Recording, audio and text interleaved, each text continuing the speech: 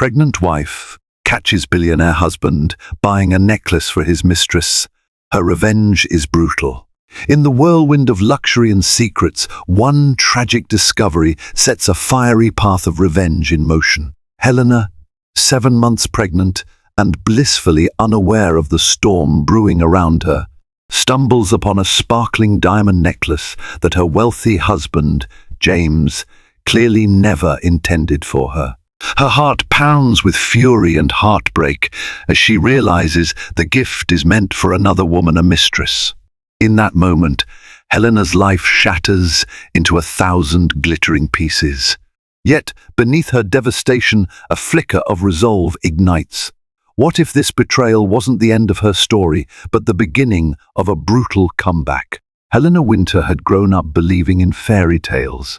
Even as she approached her late 20s, she was the type of person who took joy in small acts of kindness, saw beauty in a hummingbird's wings, and believed that true love could solve anything. Maybe that was one reason she fell so hard for James Winter, a millionaire real estate developer known to the public as a charming philanthropist, a man who spent lavishly on charity balls and philanthropic dinners. He was tall, handsome, and had an easy confidence about him that made everyone from waiters to CEOs gravitate to him. They married 2 years ago in a ceremony that sparkled with rose gold decorations, crystal chandeliers, and the promise of a happily ever after. Now Helena was 7 months pregnant with their first child. At night, she would rest her hand on her belly, feeling the soft flutter of the baby moving inside her. She imagined the nursery they had decorated in warm greys and whites, with a moon and stars motif scattered delicately on the walls. Everything seemed like a dream realized. They had a gorgeous home nestled in the rolling hills of Connecticut, a luxury penthouse in New York City, and the means to travel anywhere. James's business was thriving. There was never a shortage of compliments from people who envied their marriage, their success, and their apparent closeness. They seemed like the perfect couple, glamorous, happy, and supportive of one another. But it was all an illusion. Red flags had been piling up like warning signs, though Helena had brushed them aside for months. James had started traveling more often, claiming he was consumed with new projects in Silicon Valley or overseas in Hong Kong. His phone was constantly buzzing with calls he took in private. He would come home late, occasionally with the faintest trace of perfume that wasn't Helena's. When she'd mention it, he'd laugh it off, chalking it up to an associate's wife hugging him at a party. Yet, every time Helena asked for specifics, the conversation ended abruptly, or James swiftly changed the subject to something else, flattering her about the new dress or her glowing skin. And Helena, soft-hearted, trusting Helena, believed him. One crisp evening, though, she felt a subtle but distinct shift. Her husband had left his tablet unlocked in the living room. Usually James was meticulous about securing his devices. He'd talk endlessly about privacy, NDAs, and critical business negotiations. That night, Helena was sitting on the couch, rubbing her growing belly, waiting for James to come down for dinner, when the tablet pinged with a new email. A subject line caught her eye. It said, "Your Tiffany and Company purchase is ready. Tiffany and Company." The name alone was iconic, conjuring images of that classic New York City flagship store on 5th Avenue, the turquoise boxes and sparkling diamonds behind glass counters. Helena's heart pounded faster. She told herself it was probably something James had purchased for her, maybe a push present or an anniversary gift. She opened the email with trembling hands. The message read, "Dear Mr. Winter, your custom-designed diamond necklace is complete. Please visit our flagship store on 5th Avenue to pick it up at your earliest convenience. We look forward to assisting you." Helena's eyes skimmed the details. A platinum chain, 2-carat diamond centerpiece, engraving "Forever in my heart." She sat in stunned silence. The baby shifted uncomfortably in her womb, as if sensing her unease. The day after tomorrow was their 2nd anniversary. Could it be for her? She felt a twinge of excitement, swiftly overshadowed by the concern that the cost and design sounded like something James might do, but the phrase in the engraving didn't ring a bell. James had never been the type to say "forever in my heart." He used different pet names, different phrases. In fact, if he were to choose an engraving for Helena, it might be something like "My Shining Star," or a reference to her beloved lullaby she often sang. This felt off. She closed the email, her mind swirling.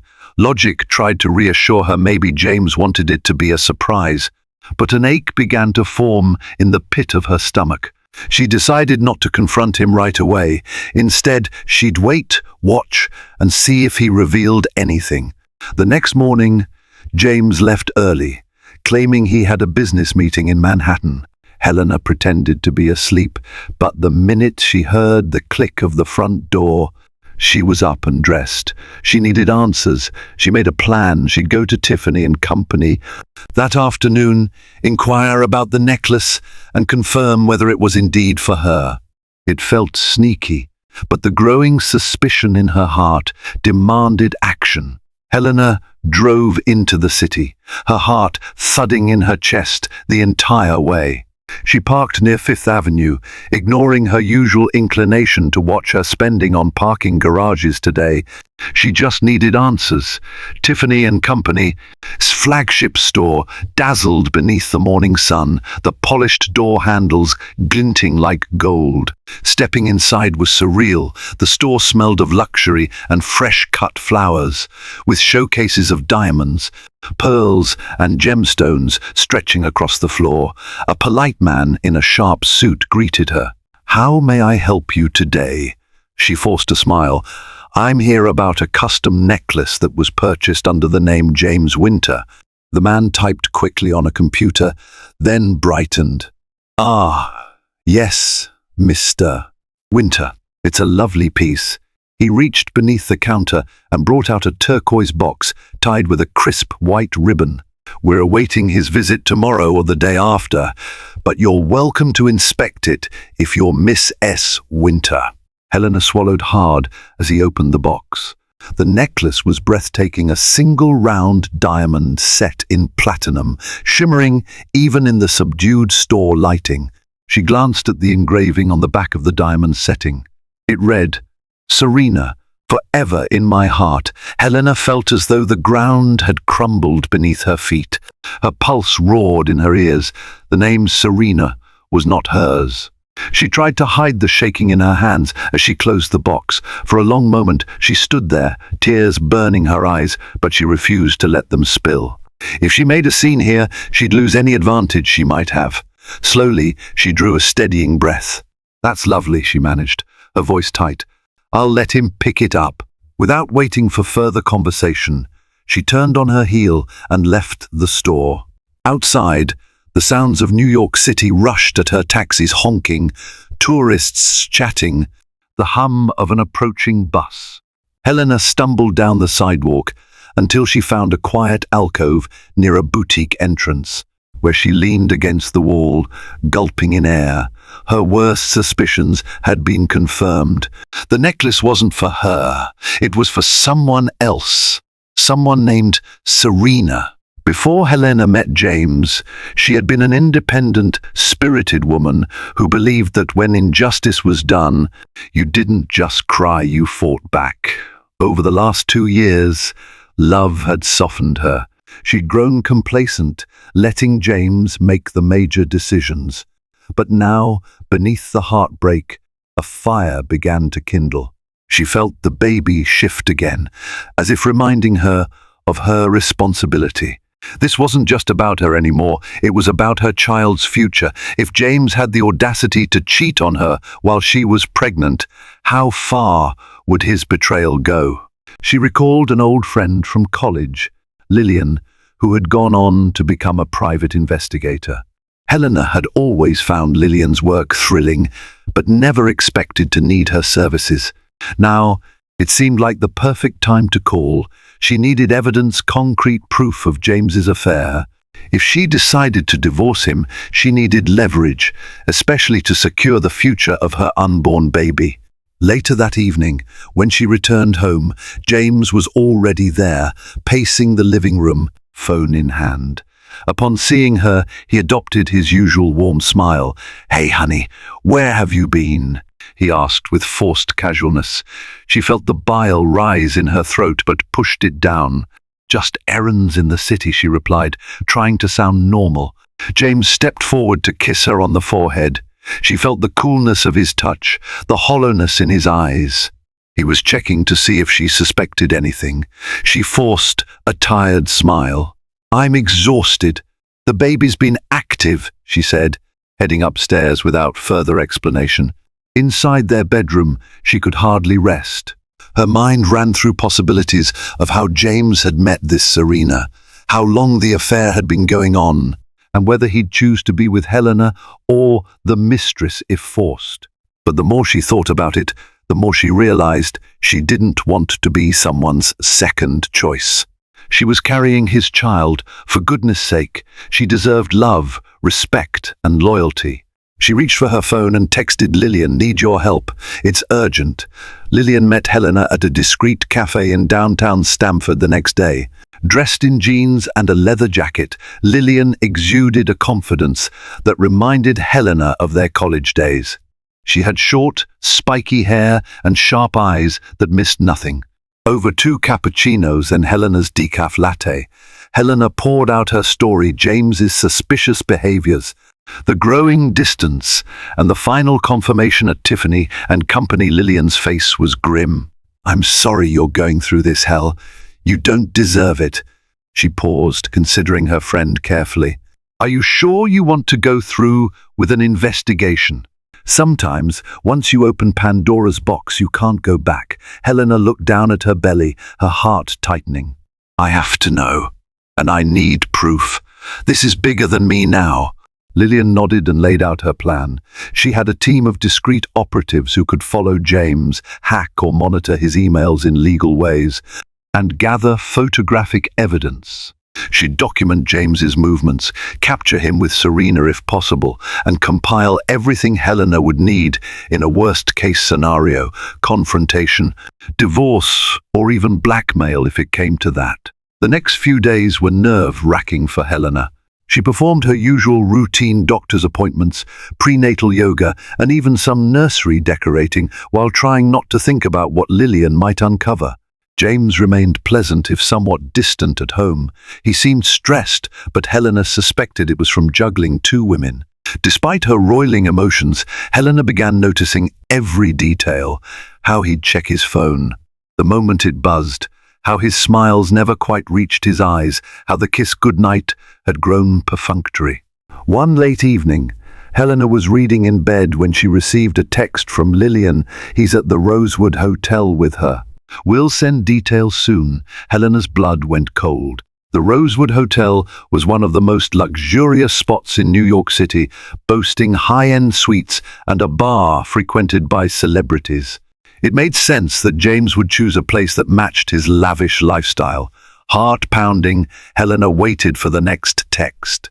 Several minutes later, Lillian sent photos. The images were startlingly clear. James in an elevator with a striking brunette on his arm. Then another shot, James and the brunette entering a suite, the door closing behind them. Helena stared at the woman. She was tall, model-like, with shimmering hair that spilled in waves down her back. Her face was partially turned away, but Helena could see a satisfied smirk on her lips. Serena.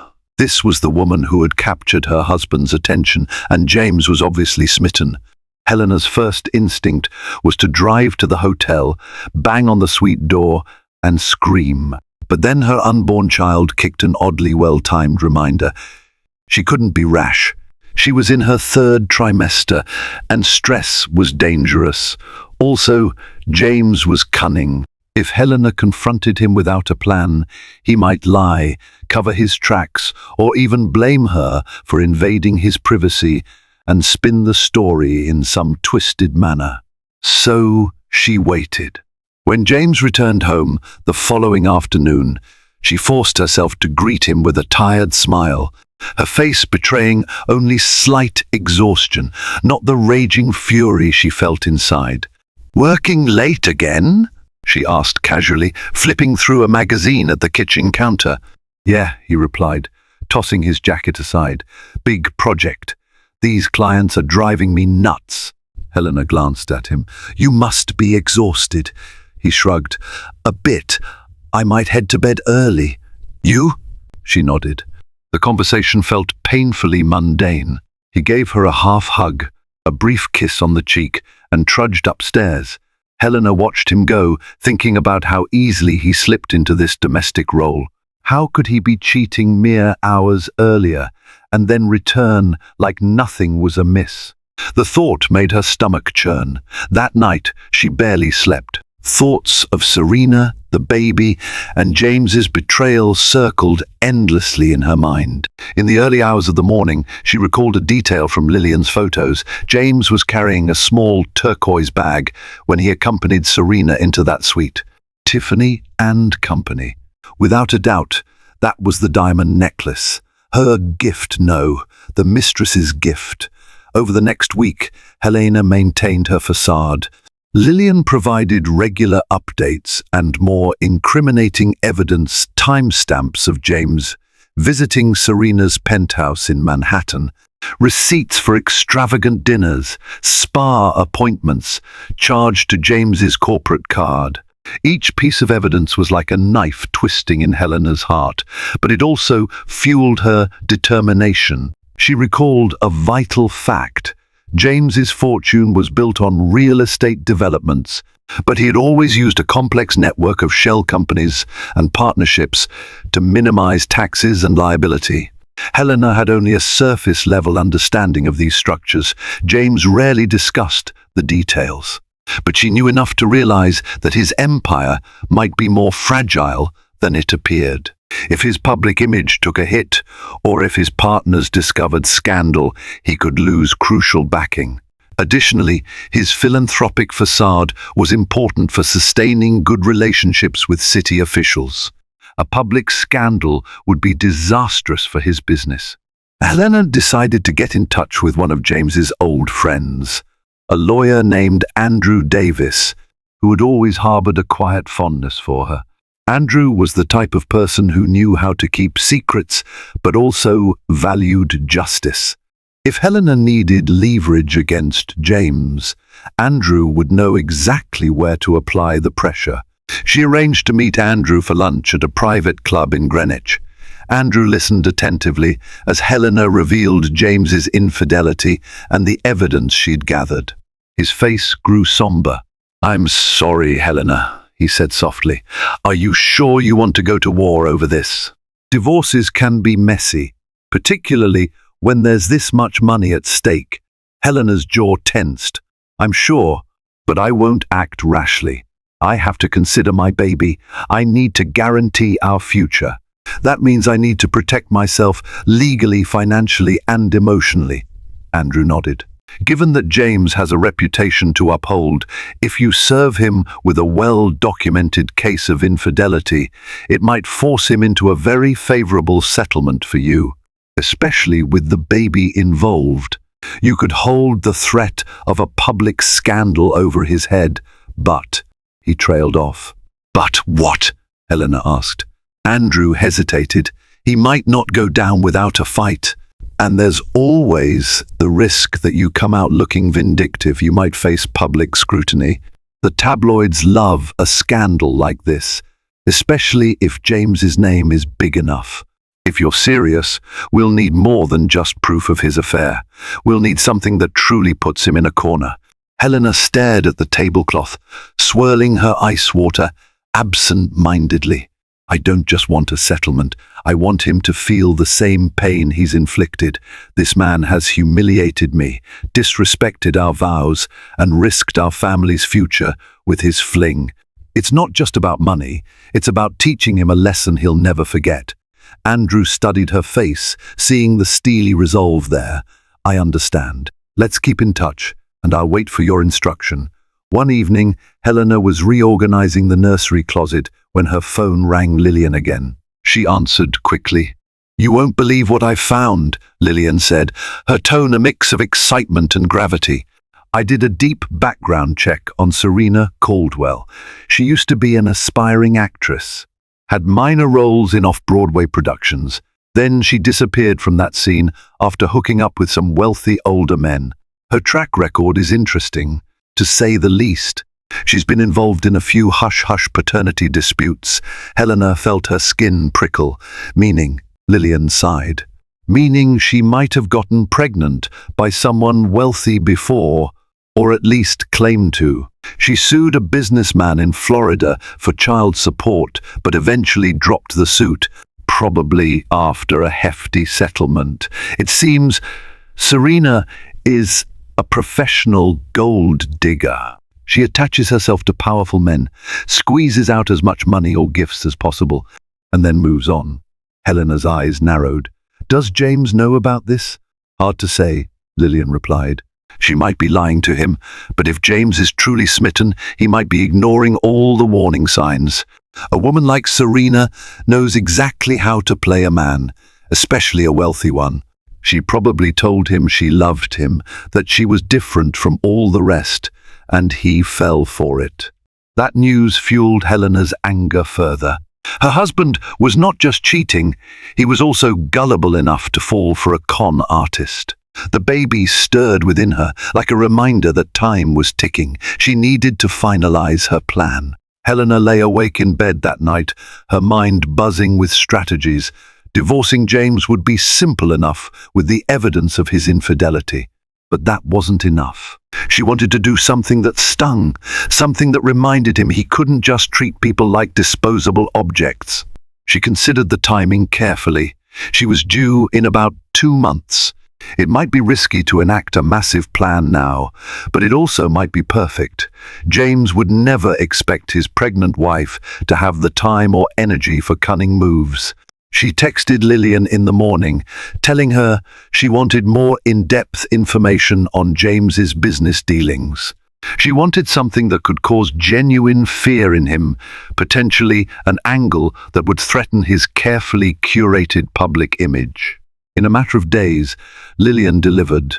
She discovered that James had forged some signatures and manipulated zoning permits to expedite one of his real estate projects in upstate New York. It wasn't strictly legal, and if it came to light, James could face investigations or even legal charges. Helena's eyes gleamed when she heard this.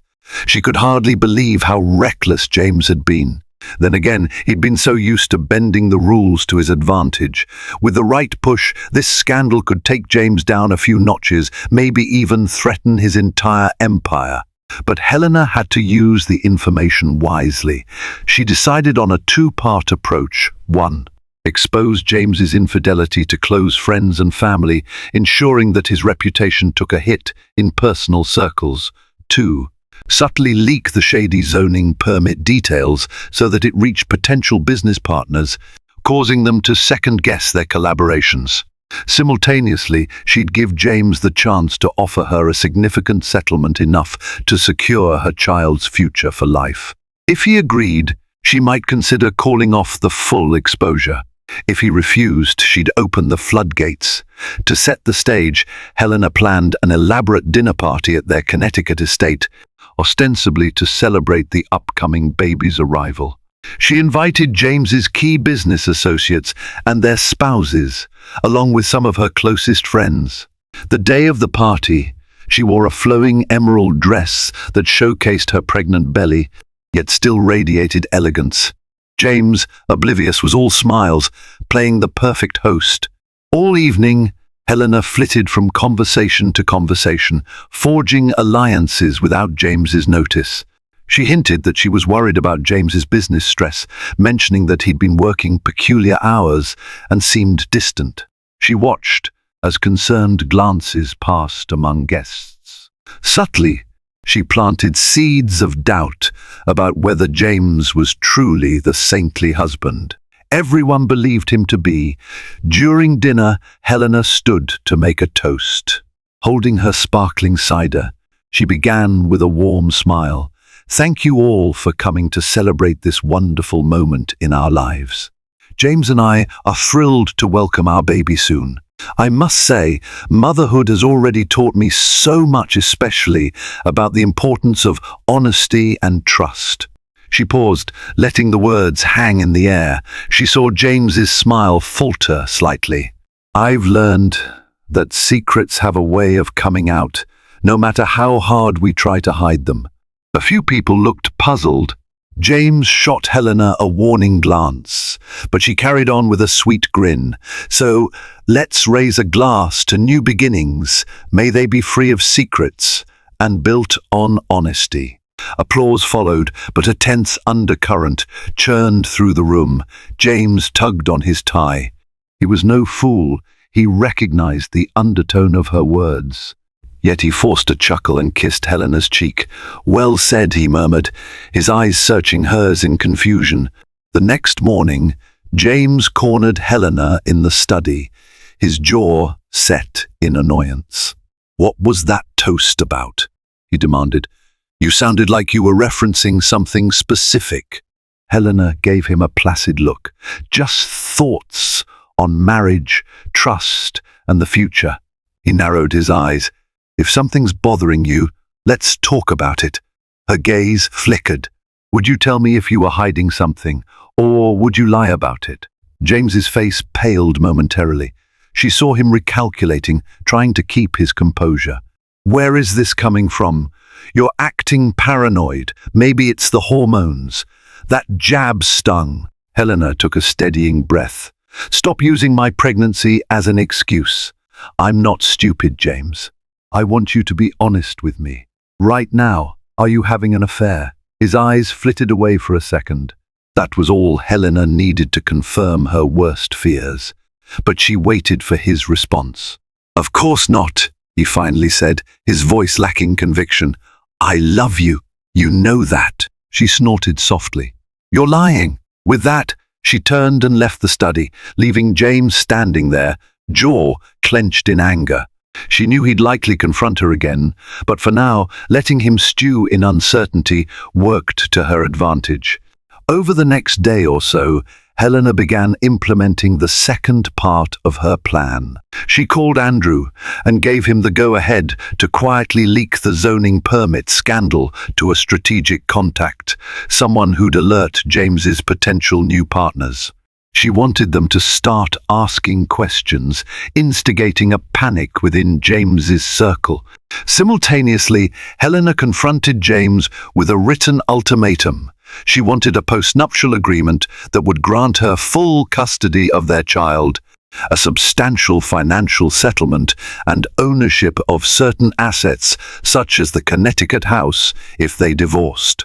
She placed it in a sealed envelope on his desk, labeled in bold letters. 2 days later, James came home fuming. The minute he walked through the door, Helena could sense his rage. He stormed into the living room where she was reading, brandishing the sealed envelope. "What is this?" he hissed. Helena looked up calmly.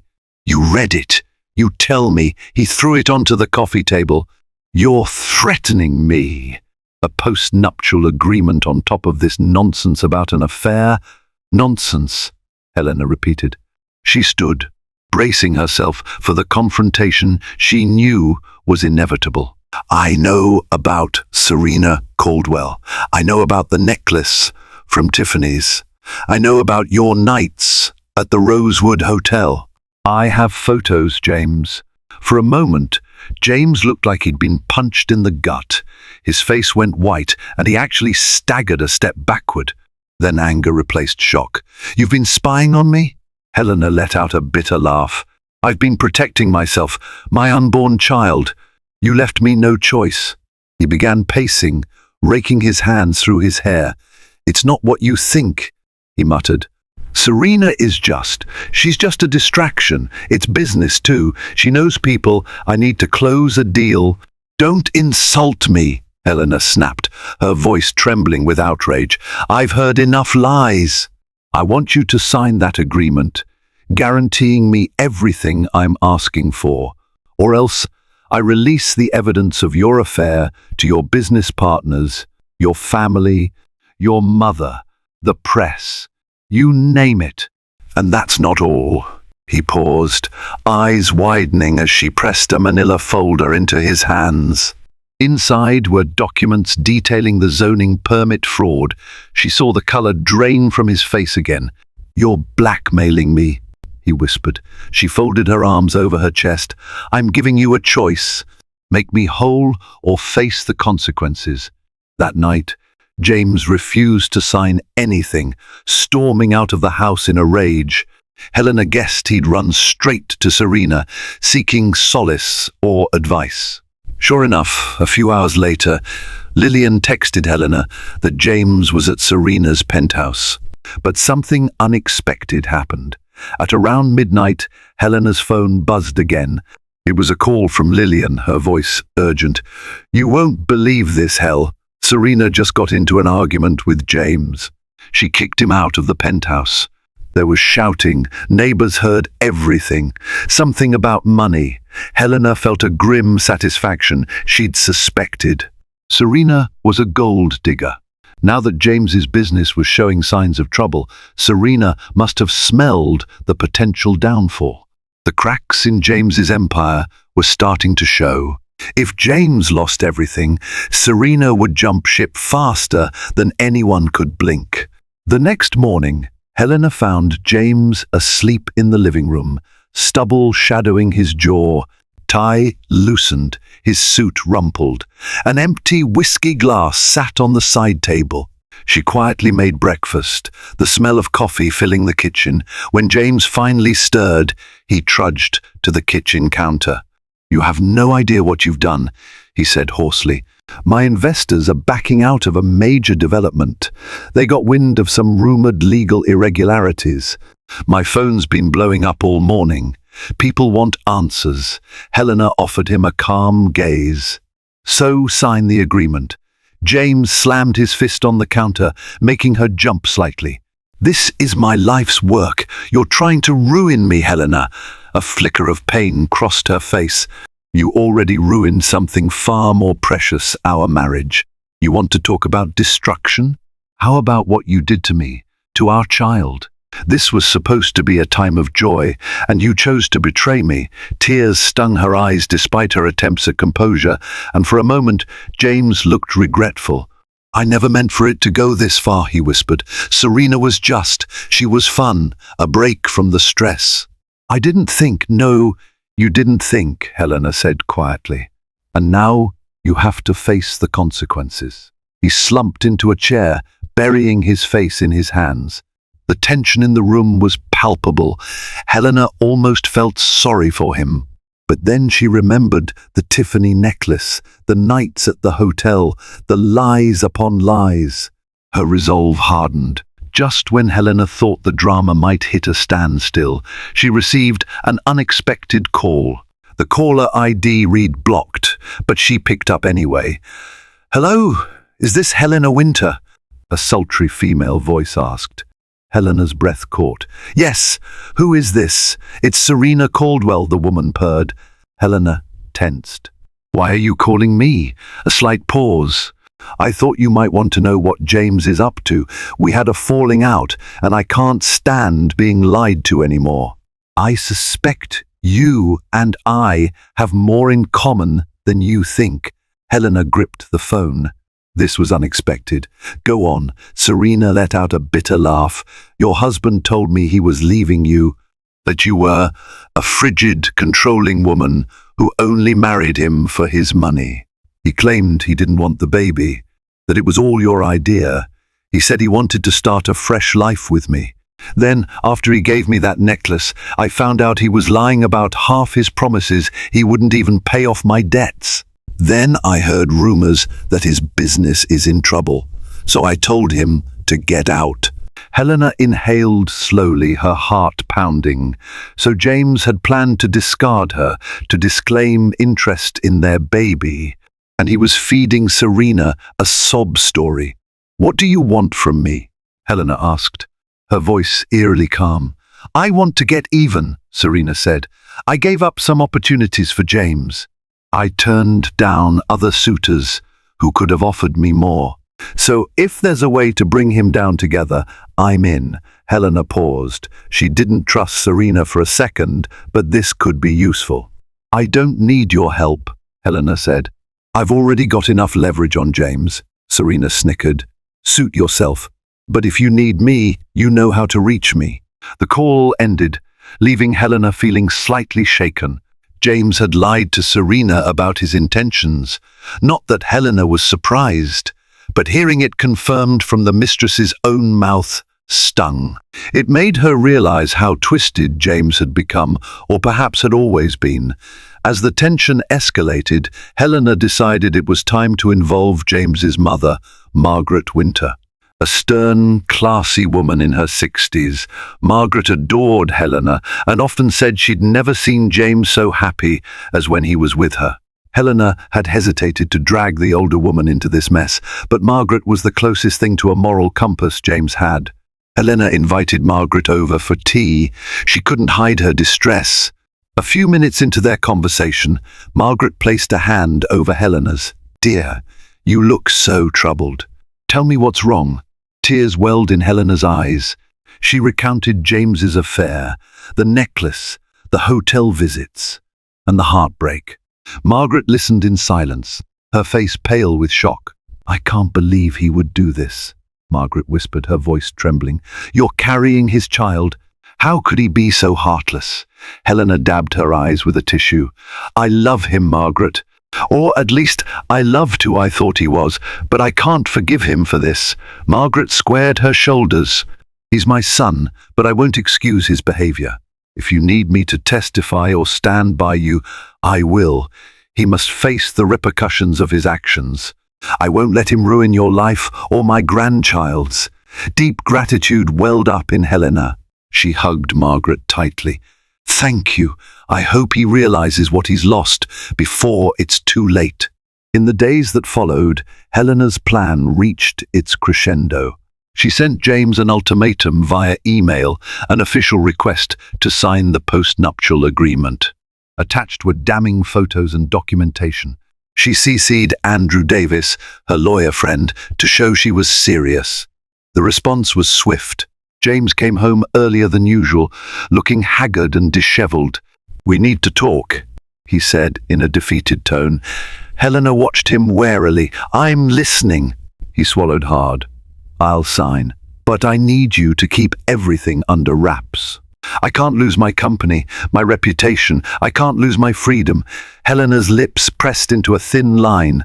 "You should have thought about that before taking a mistress," he sighed, rubbing his temples. "I know. I was an idiot. I never wanted to hurt you or our baby. Please, I'm begging you."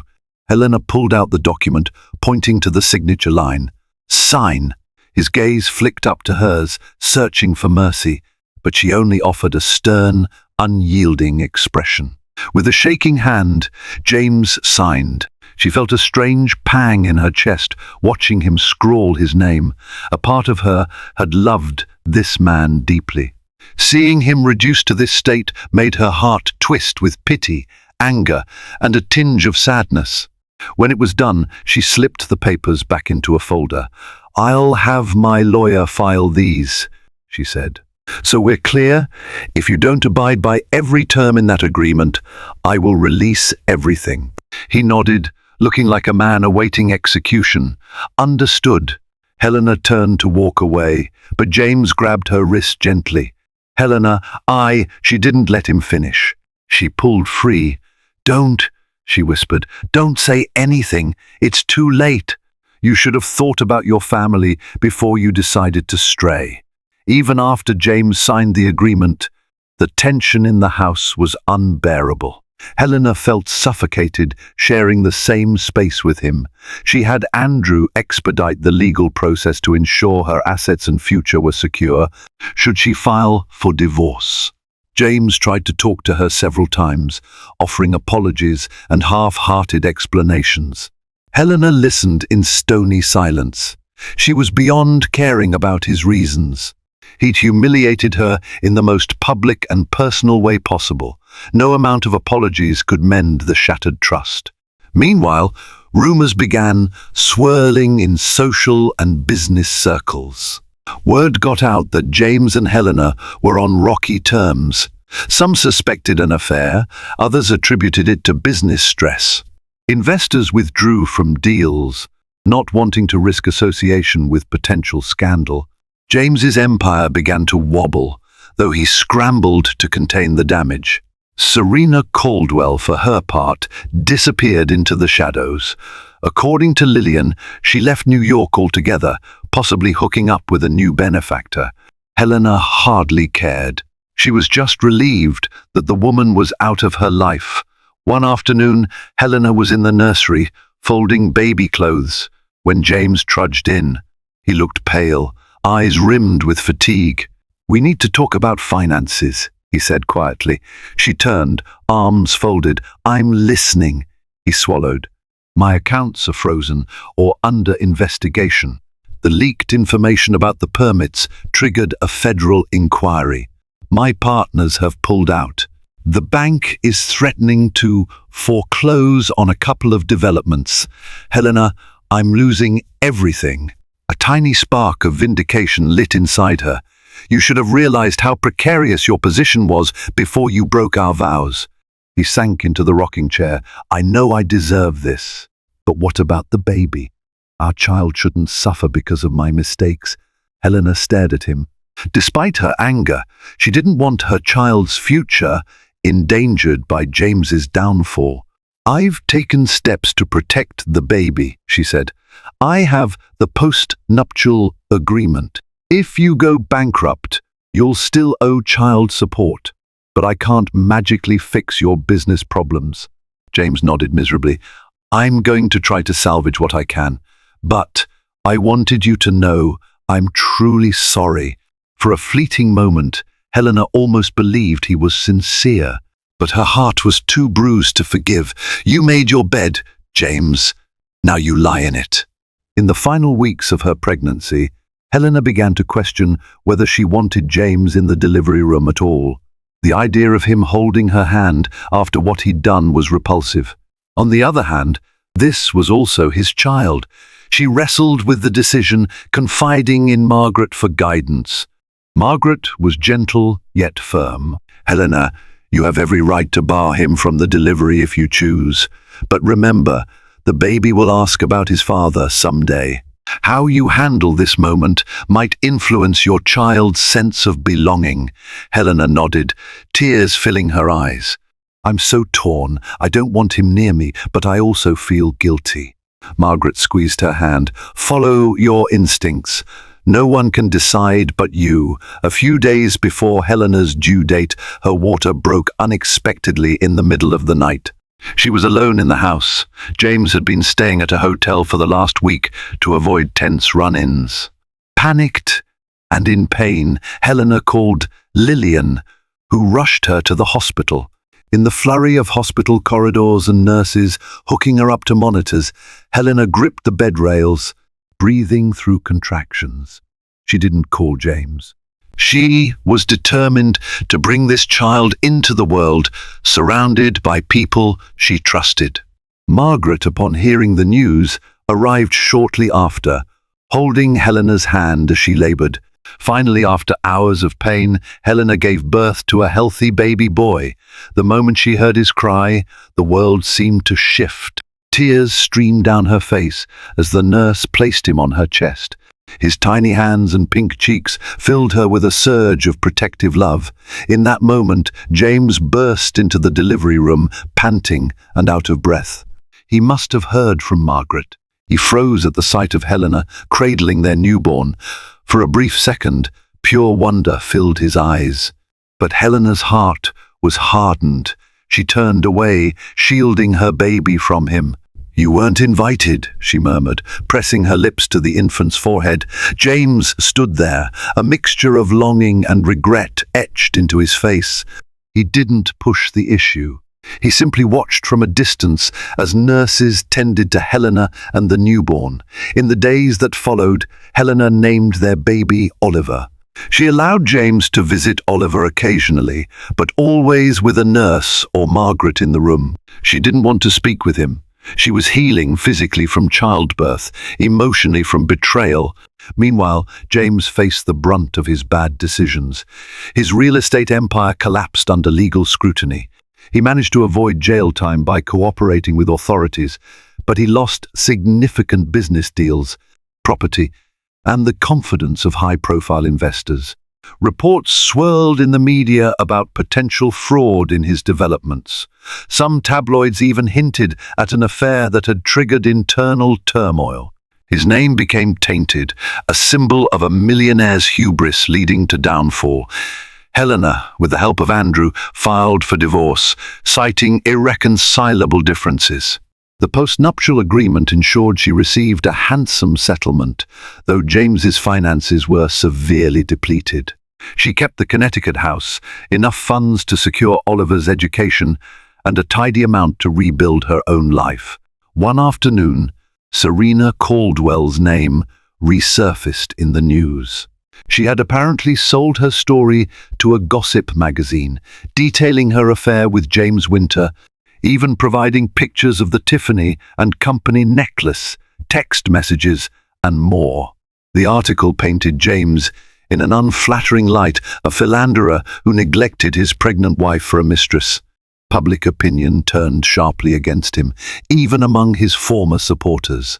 Helena felt a strange sense of closure. She had initially threatened to release similar information herself, but Serena had done it for her own gain. In the end, James's downfall was sealed. The public humiliation was complete. In the weeks and months after Oliver's birth, Helena focused on being a mother. She found solace in the daily routines of feeding, rocking, singing lullabies, and watching her son's every miraculous first. The heartbreak lingered, but her child's smile offered an unexpected balm. When James came by to see Oliver, he was a shell of the man he'd once been humbled, quiet, almost broken. Helena allowed only short, supervised visits. She wanted Oliver to know his father, but she also needed to protect her peace. Helena began therapy to heal from the betrayal. She also reconnected with friends she'd lost touch with during her marriage. Bit by bit, she reclaimed her identity. She discovered she had a talent for interior design, a passion she dabbled in before marrying James. With her settlement money, she opened a small design studio, determined to forge a future where she could stand on her own 2 feet. Every so often, she found herself reflecting on the extraordinary lengths she'd gone to for revenge. A part of her worried that she'd stooped too low, that she'd become vindictive. But then she reminded herself that James had made his choices. He had sown the seeds of his own destruction. She had merely refused to be his victim. Nearly a year passed after Oliver's birth. The final divorce decree was signed, awarding Helena primary custody. She stood on the balcony of her Connecticut estate one morning, gazing at the sprawling lawn where Oliver would someday run and play. A sense of peace enveloped her, a freedom she hadn't felt in a long while. Margaret often visited, doting on Oliver, grateful that Helena hadn't cut the winters out of her life entirely. As for James, he lived more modestly now, renting a small condo in the city. He had begun a slow, painful climb back to some semblance of financial stability, taking smaller consulting jobs. He never asked for Helena's forgiveness outright, perhaps believing he didn't deserve it. One bright spring day, Helena sat on the grass with Oliver, now toddling around with bright, inquisitive eyes. She watched him chase a butterfly, giggling in the sunlight. She realized that even though her marriage ended in betrayal, it had given her the greatest gift of all, her son. The memory of James's betrayal was still a wound, but it no longer bled. It was a scar that reminded her of her own strength, her capacity to overcome, and the fierce love she had for her child. Her revenge had been brutal, yes, but it was also a means of survival in a cruel, unexpected storm. And from that storm, she had emerged stronger, with a future she could shape on her own terms. Thank you for joining me on this intense journey through betrayal, heartbreak, and ultimately, fierce empowerment. Helena's story is a reminder that even in the darkest moments, when trust is shattered and innocence lost, one can rise stronger and fight for what truly matters.